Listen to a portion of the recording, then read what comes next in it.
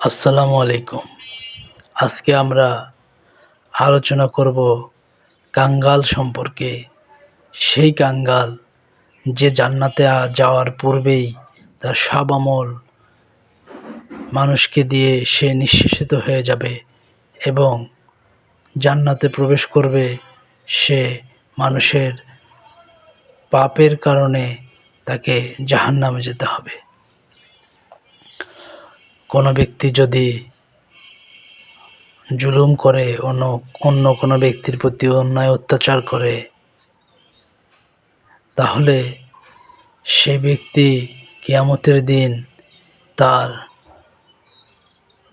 সওয়াব দ্বারা সেই ব্যক্তির অন্যায় করা ব্যক্তিকে যে পরিমাণ সে অন্যায় জুলুম করেছে সেই পরিমাণ সওয়াব দিয়ে তাকে পূর্ণ করে দিতে হবে, তার হক আদায় করতে হবে।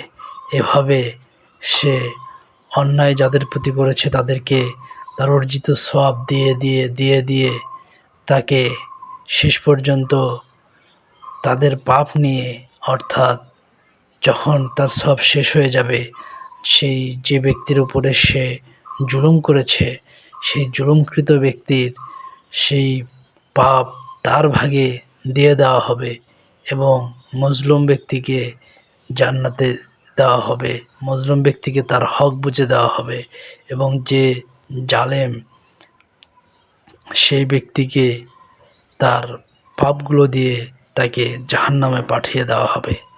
এইভাবে তার পাপ ভাগে আস্তে আস্তে সে অনেক দিন জাহান্নামে কাটানোর একটা পাপ নিয়ে সে জাহান্নামে যাবে। তেমনিভাবে গীবতের পাপ এবং মানুষের হক এবং অত্যাচার জুলুম এইসবের গুনাহ আল্লাহ কখনো ক্ষমা করবেন না। অর্থাৎ কোনো মানুষের যে হক রয়েছে সেই হক আদায় করতে হবে। যদি সে মানুষের হক আপনি আদায় না করেন তাহলে সে মানুষকে আপনার সওয়াব দিয়ে সেই হক আদায় করতে হবে, যদি কারো আপনি হক নষ্ট করে থাকেন। সুতরাং আমাকে সচেতন হতে হবে যেন আমাদের দ্বারা কারো হক নষ্ট না হয়, গীবত না হয়, জুলুম না হয়, অত্যাচার না হয়। সাবস্ক্রাইব করুন ইউটিউবে এবং ফেসবুকে ফলো করুন।